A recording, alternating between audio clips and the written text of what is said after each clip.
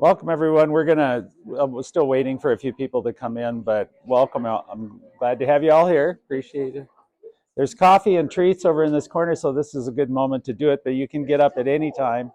And anytime you want something, feel free to just go ahead and it won't disturb me.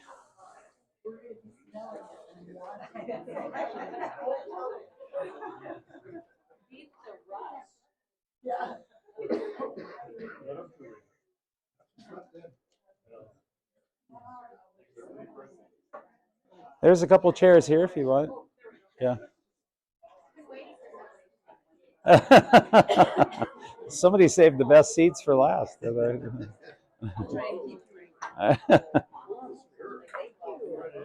It's your anniversary? Happy, It was on Friday. on Friday. Happy anniversary. What number? 50. Wow. That's something to celebrate, isn't it? Yeah, that's great.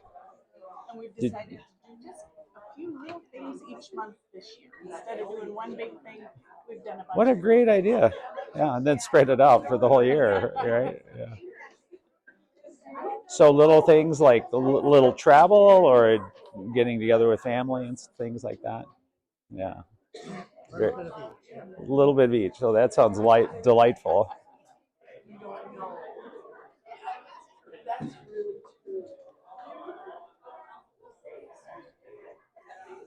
Are we online too then? Okay. Oh, no, we're not streaming. So Not streaming. Oh, just being recorded. Okay, good. Good to know. yes, yes. So I'm sure Corey's going to probably trim it up a little bit. Oh, good. Yeah. Well, we'll get started in a minute. I think we should go. He's got,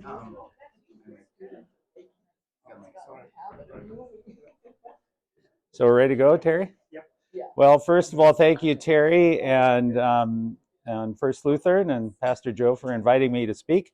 And I'm delighted to be here. I'm Roy Hammerling. We started this study a couple weeks ago. I wrote this book. If you haven't read the book, don't worry. I'll fill you in. The only person I'm going to have problems with, right where I'm right with behind them there, but we'll figure it out. I wrote this book over a period of about 20 years.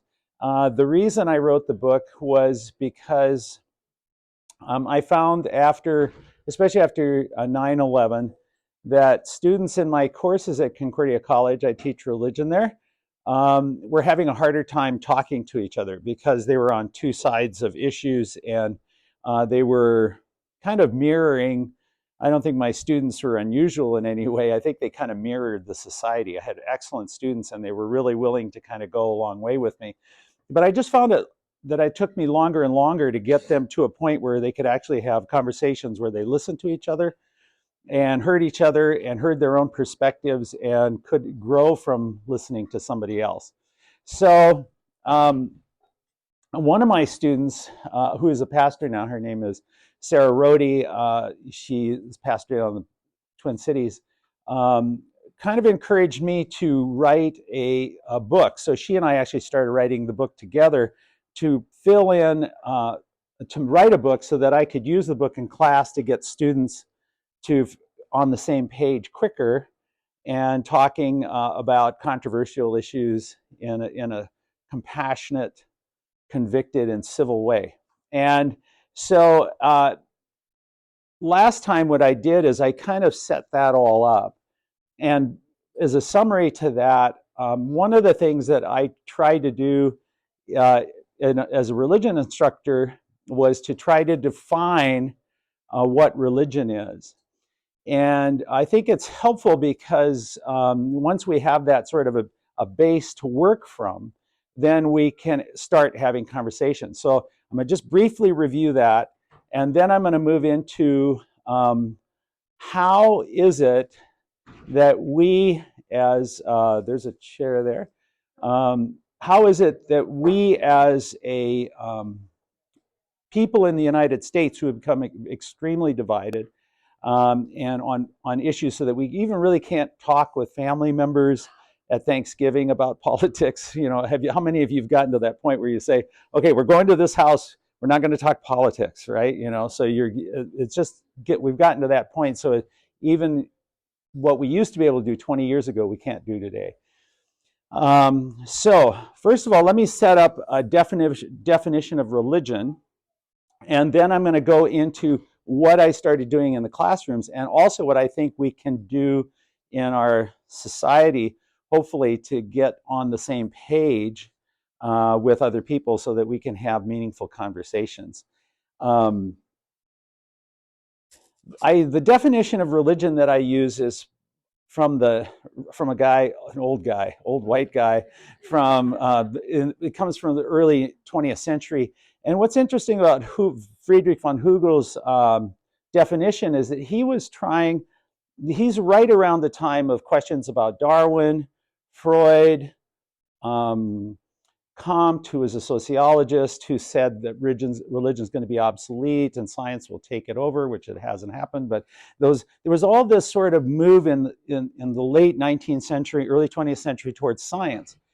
Hugel thought that science and religion could talk to one another and could find ways to dialogue.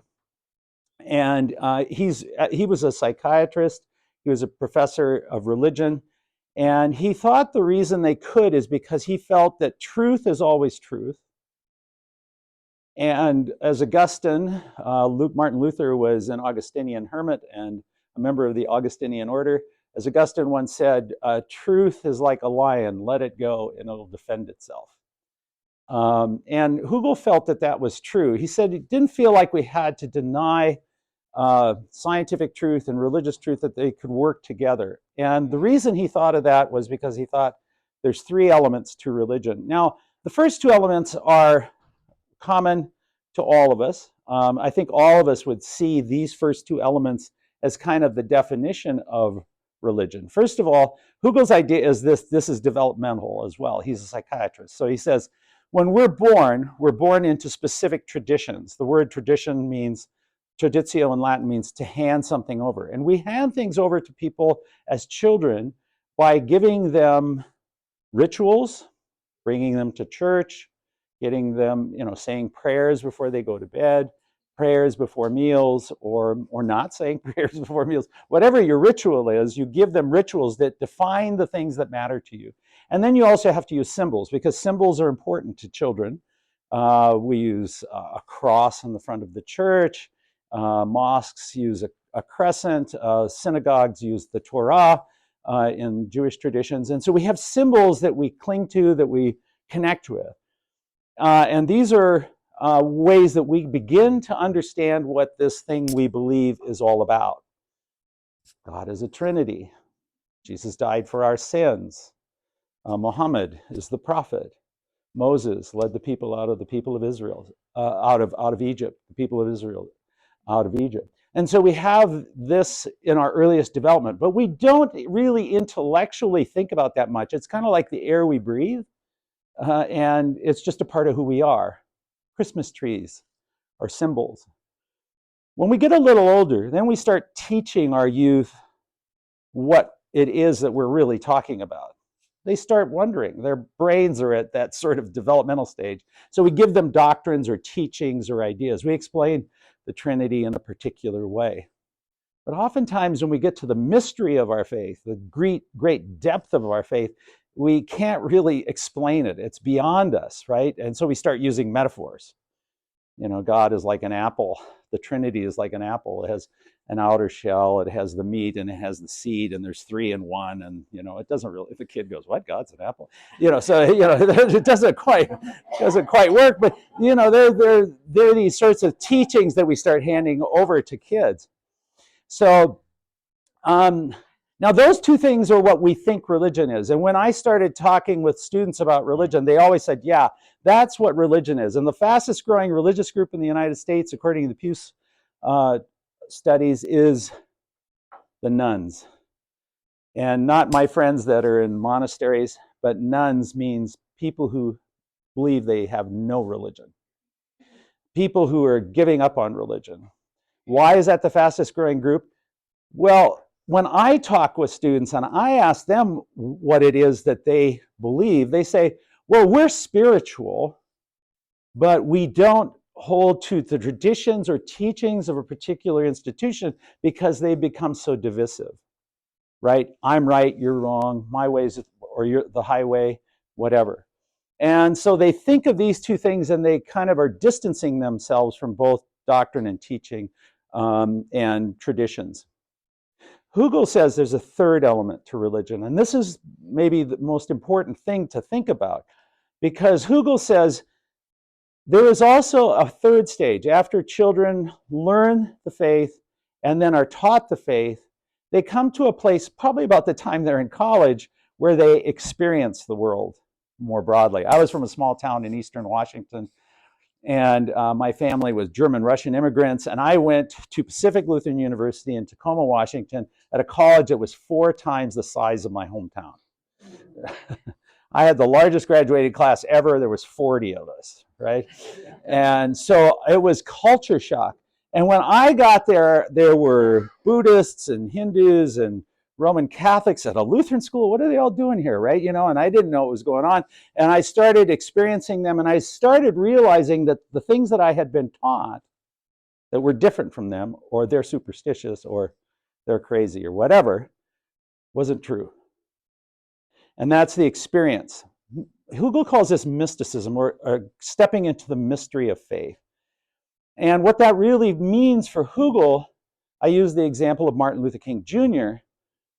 Whenever somebody gets to the point where they connect back with the core of their religious tradition, and it doesn't matter whether that's Lutheran or Roman Catholic or Muslim or Jewish, and I would even argue atheists, because I had atheists in my classes that argued for this as well, that atheists also are brought up in a certain tradition with certain teachings, and then also have the experience that they want to make the world a better place, they want to work for the common good, and they all are concerned about love. At the heart of religion is compassion. God created us all. God wants us to love our neighbor, and here's the hard part, even our enemies, right? And so this third part, compassion, challenges the first two parts. Because the first two parts are always trying to preserve themselves. We're the best. We like to think we're the best. We like to think other people who disagree with us, well, they're just insane, right? We don't want to deal with them, right? Especially your relatives that don't agree with you. They're clearly out of their minds. So, and I felt that same way, right? And so the question was, how do we get to a place of compassion? And I'll just use one example. Martin Luther King Jr. is an example of a person who came to a point in his life where he challenged the traditions of the Christian church in the United States. You white congregations who exclude people for color based on just their color, you have got a problem. If you hate people because they're black or because of they live on the edge of society at some place, you have a problem, said Martin Luther King Jr. Von Hugel says, this is a really important element in religion. And by the way, if you really live into compassion and love for people, you're going to be in trouble. You should not expect an easy road of it. In fact, many of these people who call the traditions back to love die. And what do you do? They're challenging the society. Martin Luther King Jr. challenges society, and he gets killed. What other mystics are out there? Well, let's just start with Jesus. What happened to him, right? He's calling the world around him to be compassionate, to go out and take care of the poor. The message is not well received. It's because we're established. It's like the air we breathe. We want to keep breathing that air. We don't want to be disturbed. So, Mark Twain once said, history does not repeat itself, but boy, does it rhyme. And he's right. And so in order for me to kind of get to a place in my classes where I could have conversations with people who violently disagreed with each other, I had to create what we eventually just called a safe space. And I'm going to refer to C.S. Lewis now. I taught C.S. Lewis at Concordia for 30 years, one of my favorite authors. And I want to talk about, he uses a metaphor in the beginning of his book. I see it sitting on the shelf there, Mere Christianity. If you look at the opening lines, if you look at the introduction to that, C.S. Lewis has a metaphor called getting into the hallway. And what was that about? So in the 1940s, C.S. Lewis is living in Oxford, and he's teaching at Oxford, and there were these bombing raids in London. And the BBC came to Lewis because he'd written a book called The Problem of Pain, which was popular and went out on BBC radio. And it seemed to connect with the people. And they said, can you do a series of radio broadcasts for us to bring us together? We are divided as a nation over what we should do, how we should act, who we should be. Notice the problem is the same problem we have today, right? We're divided as a nation. How do we get people back together?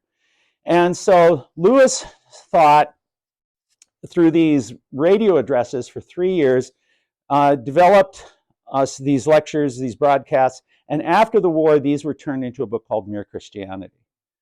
And in the beginning, Lewis, in the very opening lines of his broadcasts in the book, says, I want you to imagine. Now, this is the metaphor he's going to use to try to get people onto the same page, or a place where we can talk. Says, I want you, people of England, to imagine that we all live in the same apartment building. And what I want you to do is to get into the hallway to have a conversation.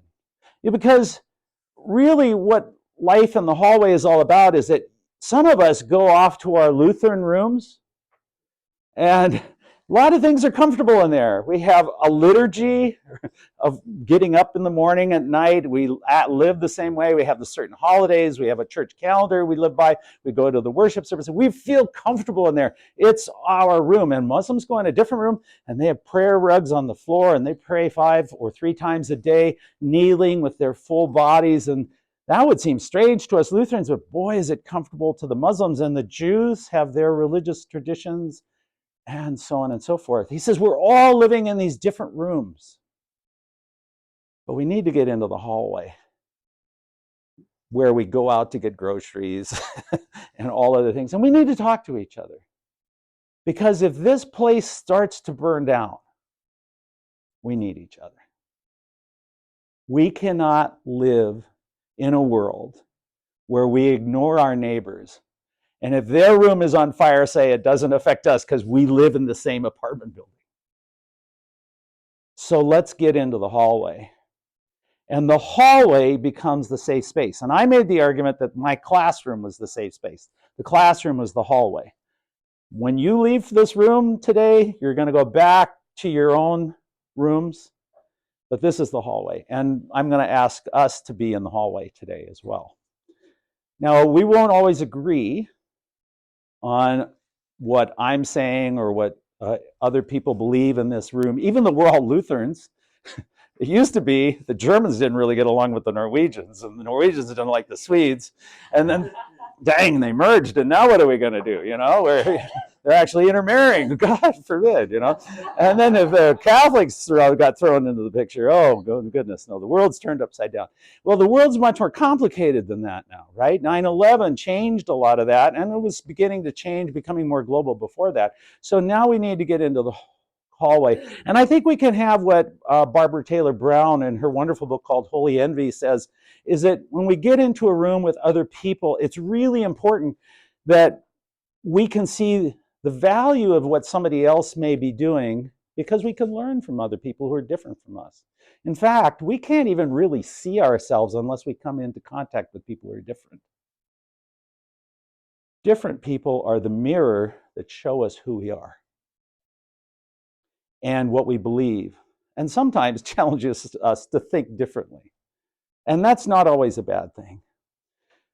So C.S. Lewis would argue we need the hallway, we need the safe space for what? Compassionate, that's that third part of the religion that Hugel talked about. Convicted. You do not need to give up your convictions, and I'll say why later when we talk about the idea of conscience. And civil. We need to be civil. Civility is the first casualty of partisanship, right? And we have gotten to that point. I used the argument last time that in the 1980s, Ronald Reagan and Tip O'Neill were the best of friends. And when Ronald Reagan was shot, the first person who went to him to pray with him was Tip O'Neill, the head of the Democratic Congress, right? I said, it's impossible to imagine that today. That's how far we've come and how far divided we've got. And we want, as C.S. Lewis argues, seek the common good. A religious author, Richard Moe, wrote a book about 25 years ago called Uncommon Decency. He's the president of Fuller Seminary, a very conservative religious institution. And he makes the argument, he says, we really need to ask these two questions of ourselves. One, what is it about me that scares you? And what about you is it that I'm afraid of? We need to get into places with people who disagree with us and don't have similar views and ideas so that we can get back to working for the common good. You will never work for the common good as long as we define ourselves but by what we will not do rather than by what we will do.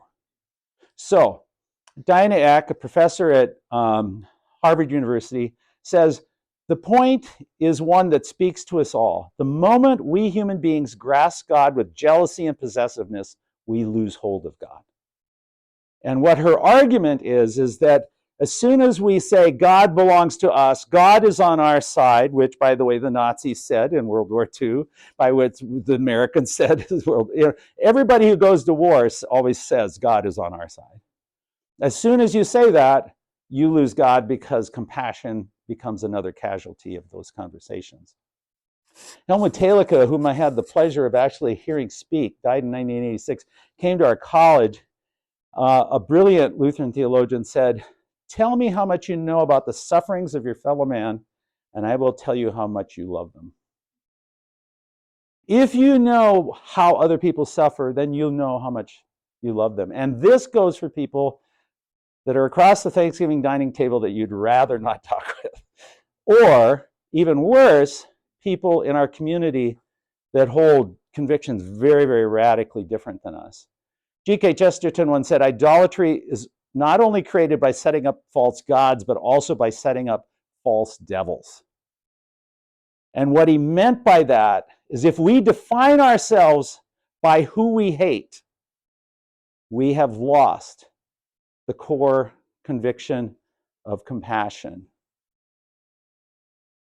and conviction, and most importantly, also civility. So let me tell you a story. It's a very personal story. This is Wazir Khan Mosque in Lahore, Pakistan. I was with my son, who is a filmmaker. He's a documentary filmmaker. And my son said, I need somebody to come along and help me with logistics. I'm going to Pakistan for a month. And this was back in the 2007.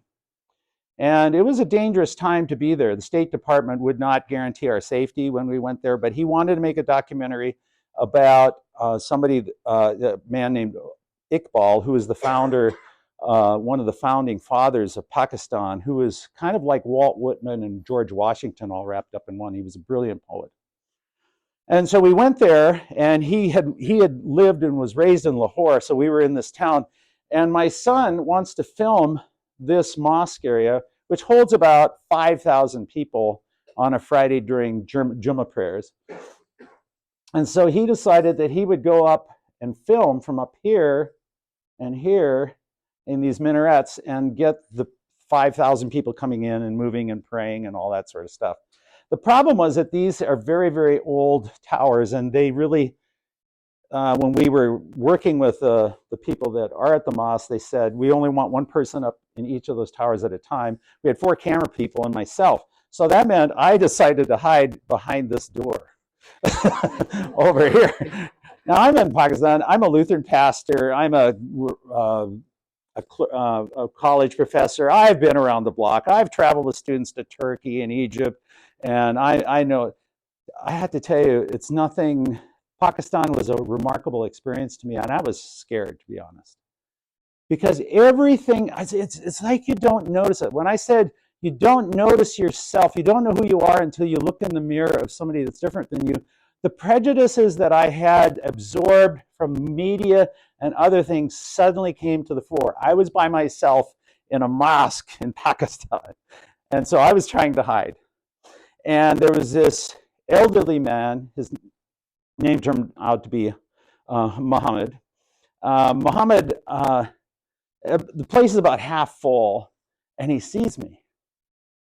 And I go, yeah. And he comes over. He's about this tall, looks like he's 80 years old. He's probably about 50, but they age quickly in such harsh environments. And he came up to me and said, brother, have you come to pray? I thought, dang, how do I answer that question? I said, well, my son is filming, and he's up in he's in the towers. You can see the camera sticking out. Oh, that's wonderful! I'm so glad. Where are you from? And you have to admit that you're from the United States. Everybody thought I was from Holland for some reason, or German. And since I speak fluent German, I let them know. Yeah, sure. We can go on with that.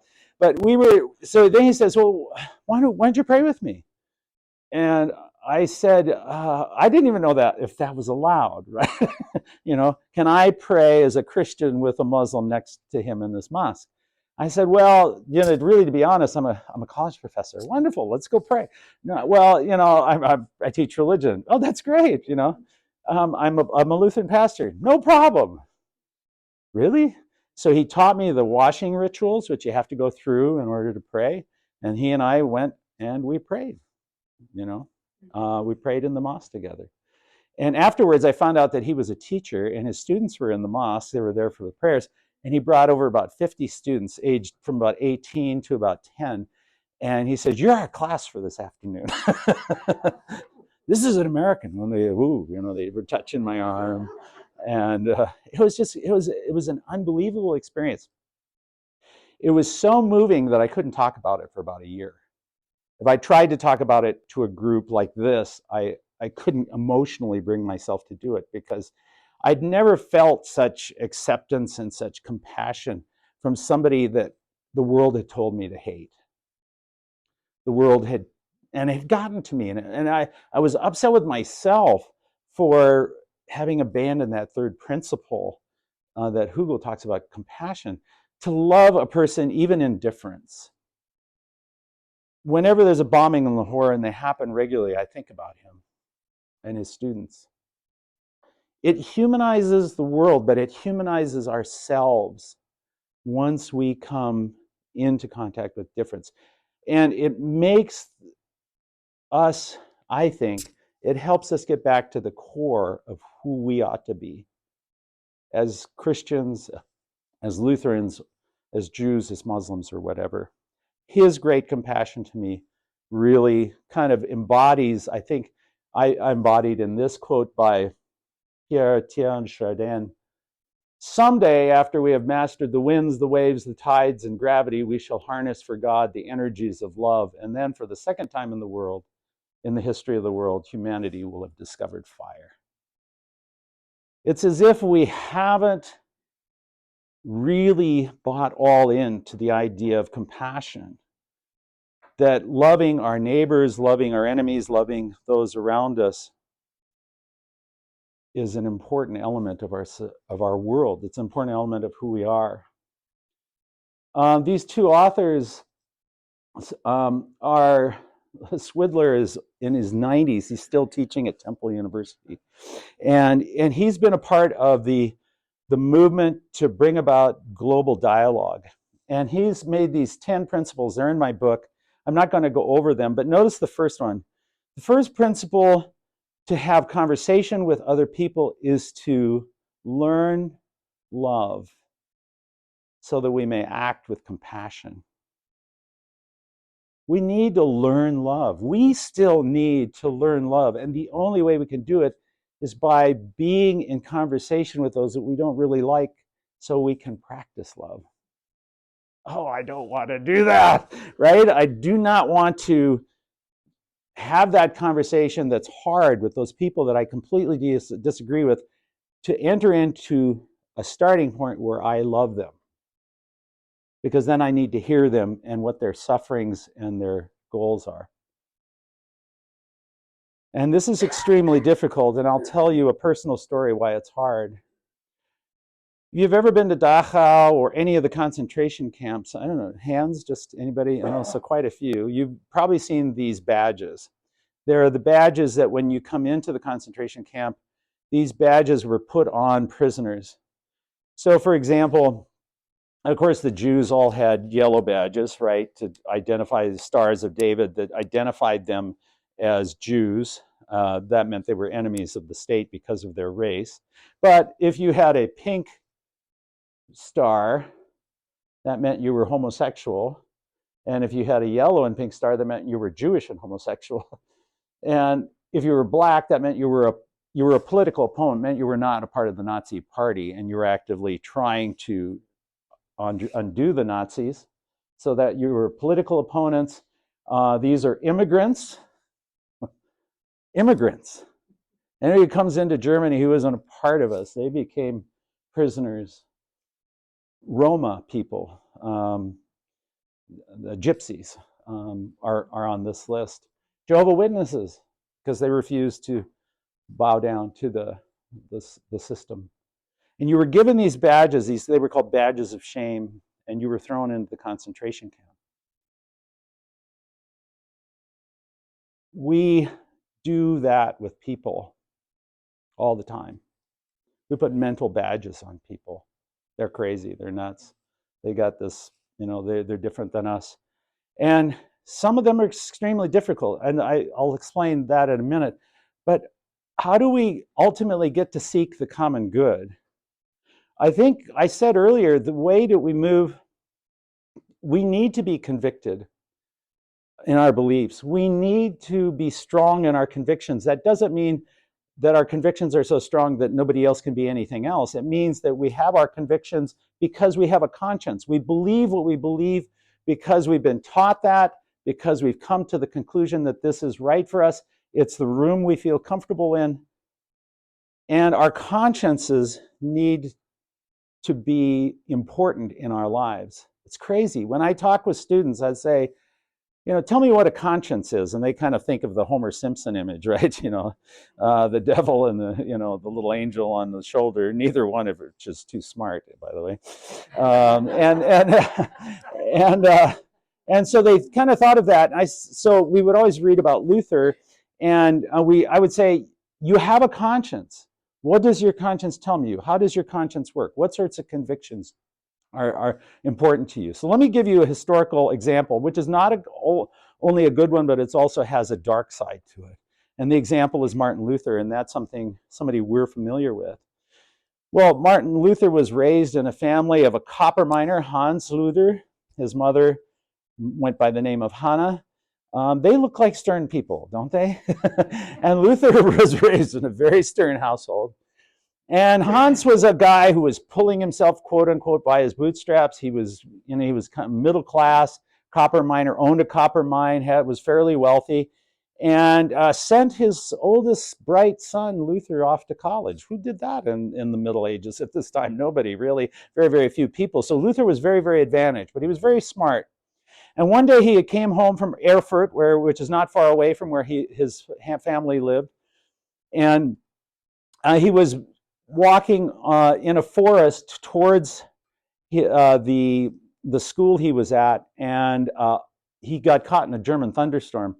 I don't know if you've been in Germany during a thunderstorm. I have, and it's one of the few times in my life I thought I was going to die. They're very, very violent storms that they could have there. You may have been in some here where you caught yourself.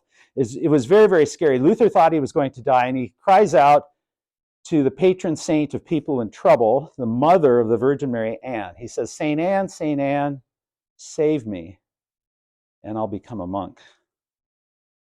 Well, God and Saint Anne have a sense of humor. He survived, and he went into the monastery. He became an Augustinian, member of the Augustinian order, and 2 weeks later, after the thunderstorm, entered the monastery. His father disowned him.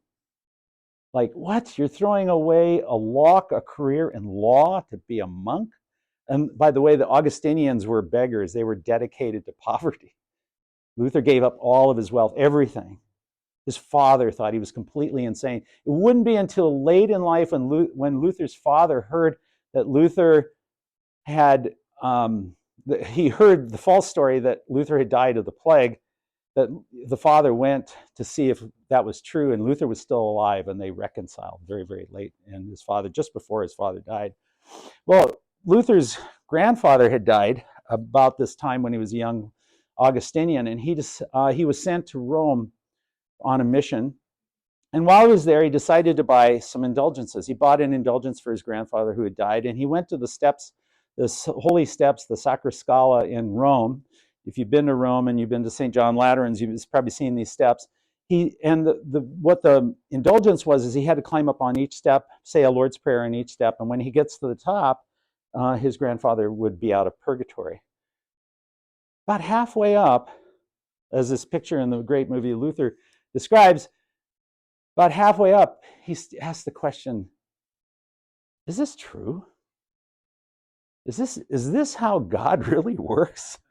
Was God really going to let Grandpa out because I bought a piece of paper and I climbed up on these steps on my knees? It doesn't seem right. Something felt wrong.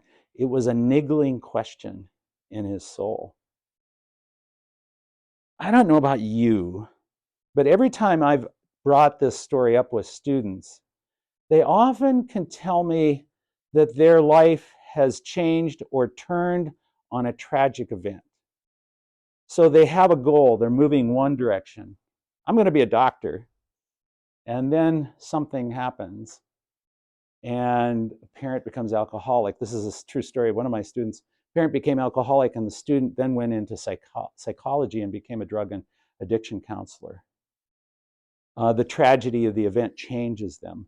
This tragedy of Luther's event changes them. But notice the question, is it true? We're back to Hegel. Truth is true. It's like a lion. We let it go and it'll defend itself. And Luther then went back and he started to study. He studied, he wrote biblical commentaries, and then that fateful day, Luther, as he was watching the people selling indulgences throughout Germany, decided he would write the 95 Theses. Probably he didn't nail them to the door, but we know he wrote them. It's such a good story, though, isn't it? They're just pounding them into the door. But he wrote these 95 Theses out and sent them around. It was his conscience. He was challenging the authority. Notice what he's doing in Hegel's system. He grew up a Catholic. He was a professor of the teachings of the Catholic Church, but now he had the experience and wonder of a niggling question about truth. Is it true? And it drove him to raise questions. The only reason he published it in Latin, nobody could read the stupid thing on the door anyway, right? You know, and it's hanging there. And then the publishers got a hold of it, and they made $1 billion, you know, just translating it and sending hundreds and thousands of copies everywhere. And a movement came and started following Luther. And 4 years after he published that, and after he's had numerous debates and things, he's asked to come before the Emperor Charles V in Worms. Now, the Worms Council was really about trying to figure out what to do with the Muslims. Suleiman the Great was at the doorstep of Vienna, and they felt like if Vienna fell, Christian Europe was going to become Muslim. So they were trying to figure out this problem. And then somebody said, you know, there's this Luther guy. Can we just kind of bring him at the end and deal with him? And they said, okay. So they brought Luther in. And they say, Luther, we want you to recant your writings. And he says, wait a minute, I came to debate. Let's talk about it. What do you want me to recant? I am holding to my convictions. I'm holding to my conscience. They said, recant. Well, he was given safe passage, so they couldn't burn him at the stake like they had done with Huss. But he would be allowed to go back. But he only had 21 days to get back. And he said, can I have a day to think about it? Notice even Luther, when he was faced with it, didn't know how to answer the question. He finally thinks about it for a day. He comes back, and then he says, they ask, will you recant? And he says, to go against one's conscience is neither right nor safe. Pure reason, notice the logic. Pure reason and Scripture bind my conscience. His argument was from Scripture, but it was also from reason. Show me how I'm wrong, and I'll change my mind. If you show me I'm wrong, I'll be the first one to throw my books into the fire. But if you don't do that, I have to cling to my conscience, even if you kill me. Well, Charles didn't know what to do. The emperor, he was young, so that's part of it. He was only in his early 20s and didn't quite know what to do with Luther. He had promised him free passage. He had 20 ways to get home. Somebody had decided that they should capture him and hold him for 21 days, and then they could burn him at the stake. So somebody did capture him, and news got throughout Europe that Luther was dead. Except the person that captured him was Luther's own lord, Frederick the Wise, and he took him to Wartburg Castle and hid him there and didn't tell anybody that he was alive. So for a year, almost a couple of years, Luther was prisoner in this castle, and he sat at this little desk and said, what am I going to do? I think I'll start translating the Bible into German. And over that time, he translates the Old and New Testaments into German. And so people are able to read it, and it became a monumental task. Luther disguised himself. Can you imagine? This is Luther. Doesn't look anything like that monk before.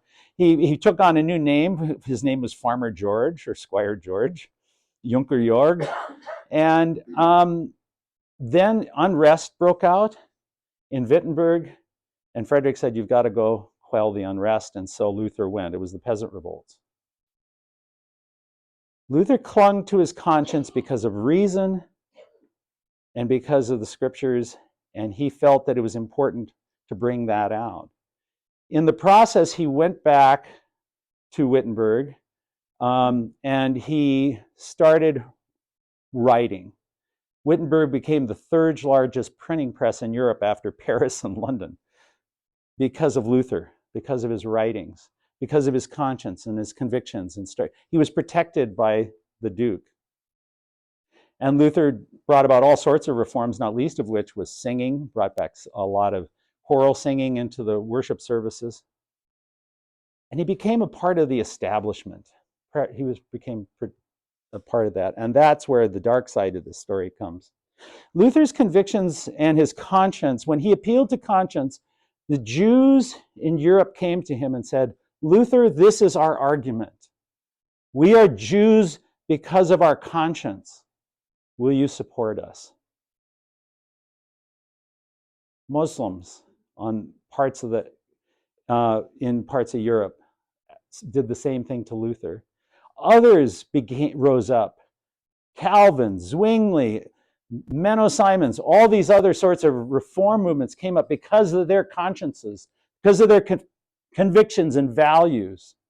And they said, this is what we believe. We have to believe this. We can't go against our conscience. Luther has led us to this point. And then Luther became part of the establishment. So when the Jews and others came to him, he said, yeah, I don't know. He wrote this book called On the Jews and Their Lies. You can see the year 1543. He wrote it this is the year this one was published, but he died the year before this came out. But it was published during his lifetime.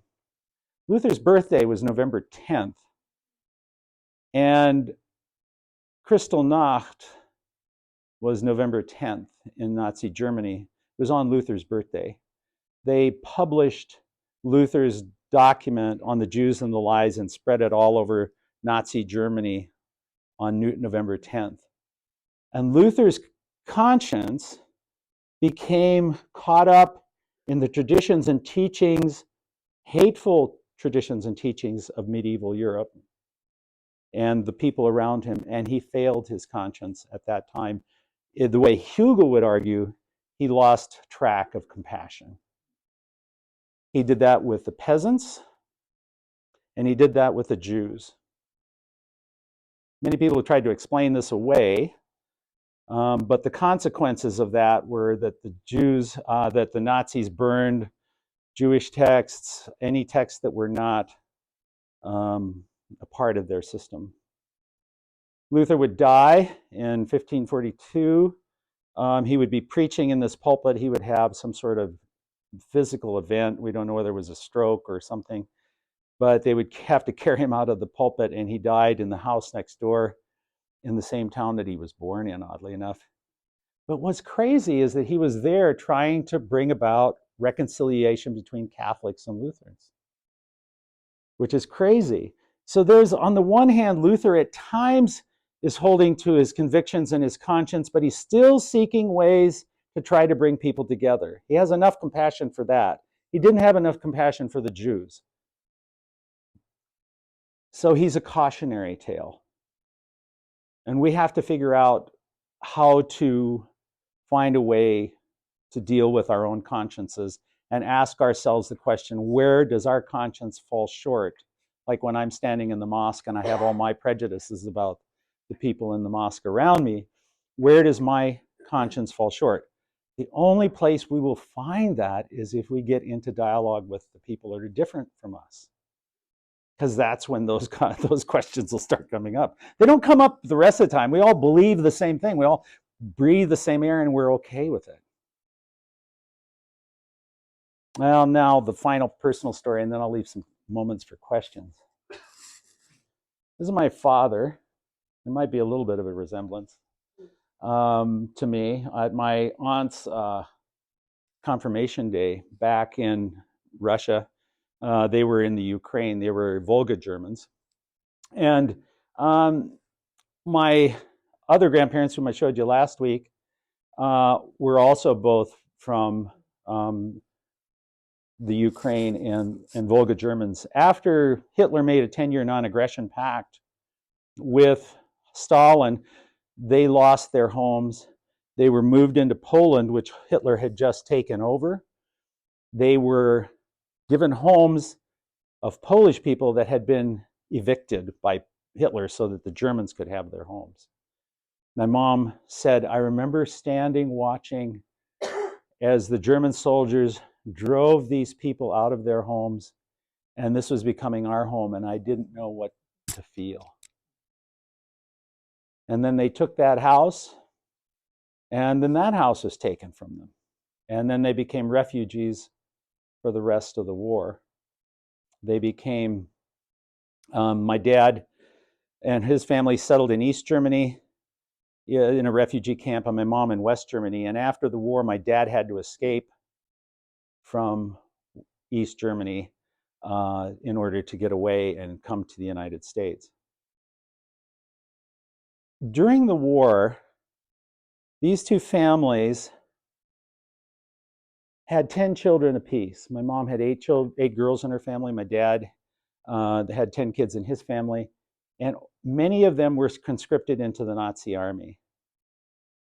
And my uncle, Otto, this guy, he was conscripted into the Nazi army as well.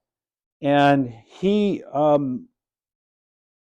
after the war, I had the opportunity, after much wine, to finally have a conversation about what happened to him. He was in Siberia for 5 years as a political prisoner after the war.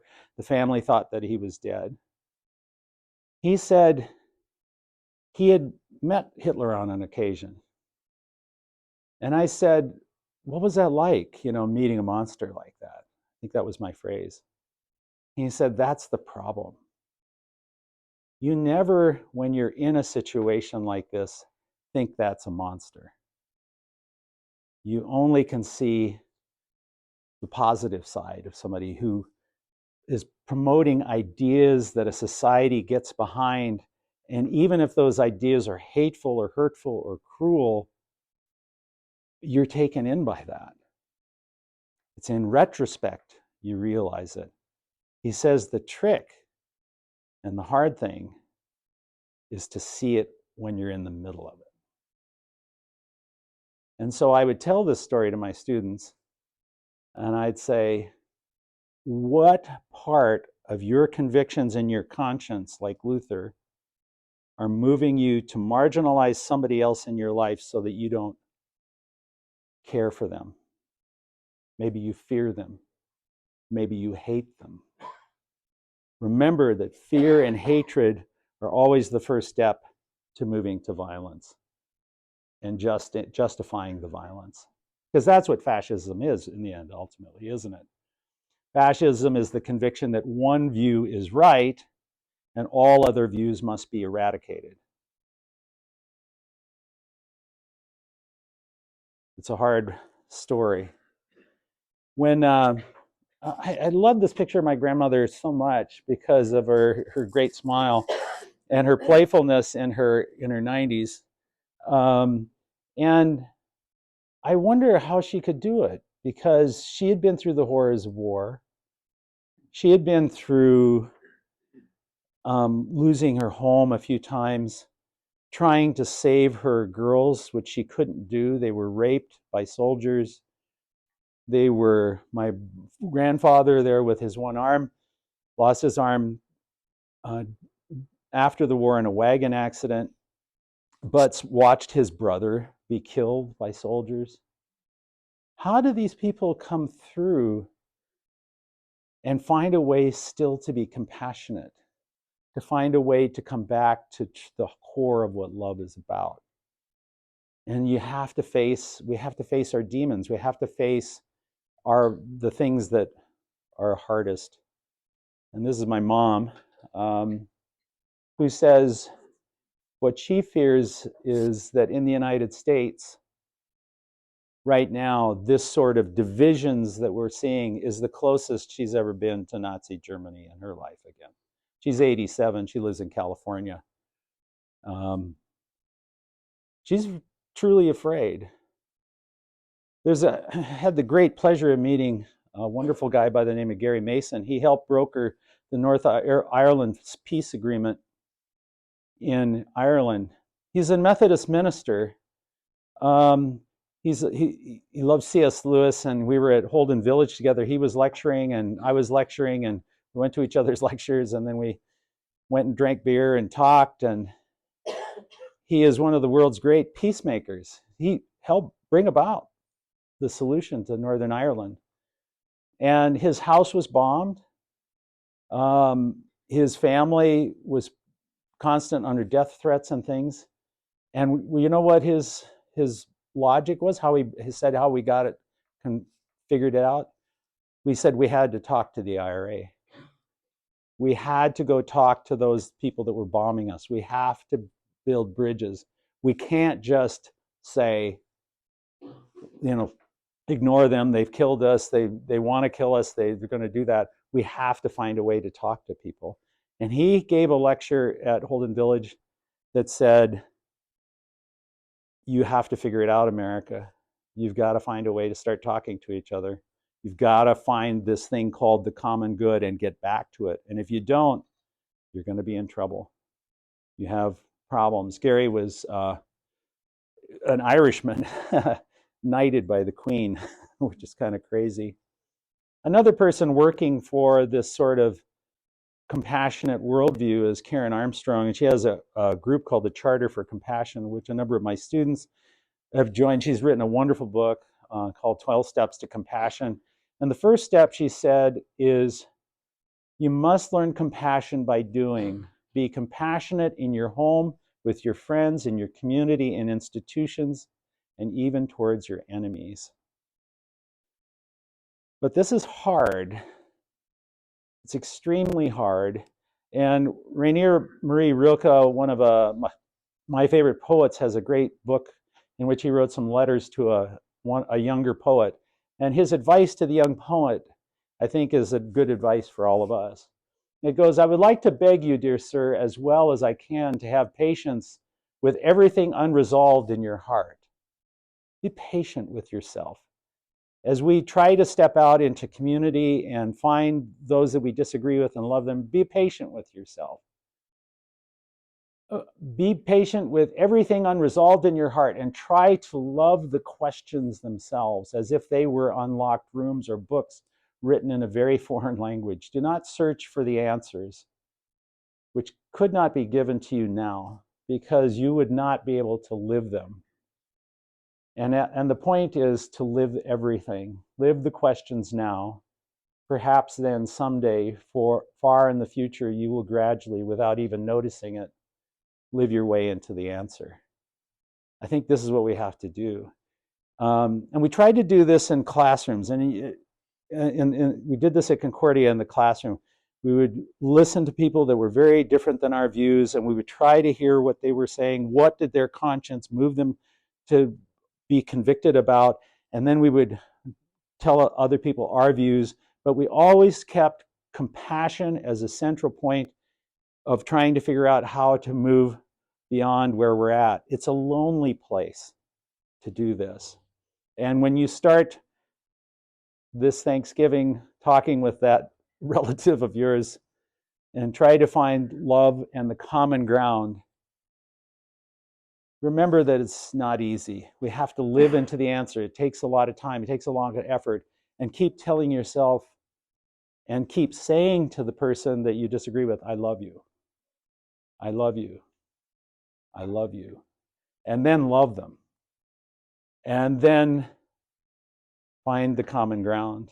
I like this picture for the idea of the common ground because we have an Orthodox priest, Catholic nuns, Lutheran ministers, pastors, Martin Luther King Jr. walking at Selma for the Civil Rights Walk. But remember, as I mentioned earlier, this is dangerous work. You may know James Reeb. I've heard the story in that magnificent movie, Selma.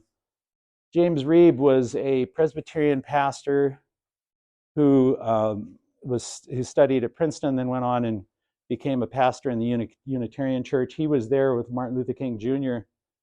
He was beaten to death for having walked at Selma after he went out of a restaurant having coffee with some friends because some white supremacist recognized him as somebody that had been a part of the march, and so they killed him. There's risk involved. Right now, risk involved in Israel and Gaza. But what is it we're looking for? C.S. Lewis, I think, has the answer. We do not merely want to see beauty, we want to be united with beauty. Be united with beauty, to pass into it, and to become a part of it. We want to become a part of it. And beauty there's nothing more beautiful than compassion. Nothing more beautiful than the love of a parent for a child for a grandparent, or the love we have for each other. And maybe just then, we might be able to smile after the great tragedies of our lives, the difficulties and struggles that we have. We can still find that joy in life.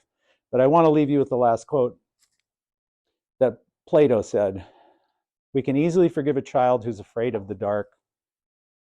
The real tragedy in life is when an adult is afraid of the light. And that light is love. And that is the core message of Christianity and what we're about. And that's what we tried to do in my classroom, and that's what I hope to try to start doing a little bit with others. That's why I wrote the book. So, any thoughts, observations, questions? I don't know how much time we have, Pastor Joe. 10 minutes before we get started, but I'm not in there, so they can't start. I like that thought. So any questions or thoughts? I probably built too much into the lecture to try conscience and all those sorts of things, but that's the way I tend to do things, so I apologize. Do you think that you have this compassion because of your ancestors? I mean, I know that not inherited, but environmental or whatever. When I think of my family, the Hammerling side was pretty stern, as you can see from the picture. And my mother's side, the Geislers, were pretty fun-loving group of people. And it kind of went back and forth a little bit. I have to be honest, I lived next door to my grandpa Hammerling, my opa. His name was Christian. and I loved him dearly, but he was clearly racist. He really thought he even to very late in his life, he still thought the Jews kind of deserved what they got. And I remember having conversation after conversation with him, and I think a lot of my relatives, my cousins, and others just kind of steered away from him because they just don't want to have that conversation. I didn't want to have that conversation, but I lived next door to him, so he and I became quite close in the end. I'm not sure I ever convinced him otherwise, but so I don't know. I don't know. I don't know how compassionate I am. I try to be, but I also recognize I have a lot of, the world kind of gets to me at times. Like that's why I like telling the story about the mosque, because it's really brings me up short. So yeah, some of it's upbringing. Some of us are very, very fortunate, and we're raised in really loving, compassionate homes that really try to reach out to people. They go to soup kitchens and do a lot of work. They do things, I think. And maybe I think the thing that I did the most, I realized early on in my career at Concordia that I didn't want to just teach information. I wanted to teach to their hearts. I wanted to teach compassion. And those are both the same thing in some ways. Those are a type of wisdom. And I realized pretty soon that I couldn't really do that in the classroom as well as I could as if I took students elsewhere.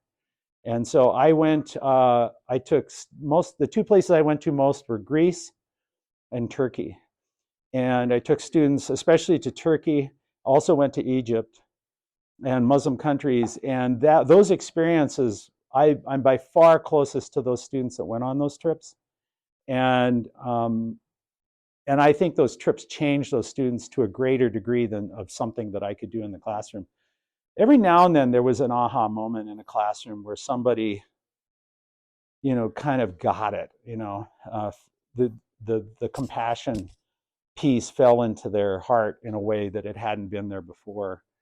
But I think travel was really important for me in that.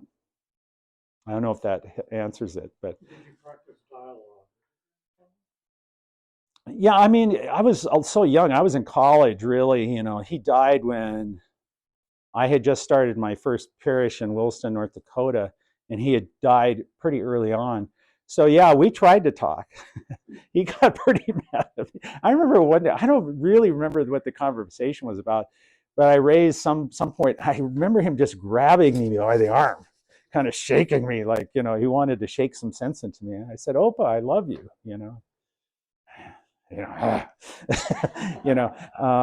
that. So yeah, we had dialogue. How compassionate it was. I hope it was compassionate. I really did love him a lot. He was a dear man, but he held some views that I just couldn't hold to. And I think there is one, generally toward the end of the class, the students always say, is there a non-negotiable point where you really can't go somewhere? And I say, yes, it's when somebody holds the conviction that we should kill all the Jews or African Americans should be locked up or sent back to Africa or whatever sorts of, those are non-negotiable. I mean, we have to talk with people like that. We have to try to convince them. Most of the time we won't. When I was in the pastor, I started a dialogue with white supremacist group, a couple guys from the white supremacist group. That was the hardest thing I ever did.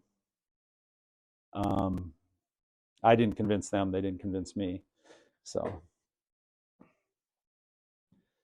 I know everybody, we're probably ready to go. I'll stay around for a little while. Thank you for coming. I hope you enjoyed it. And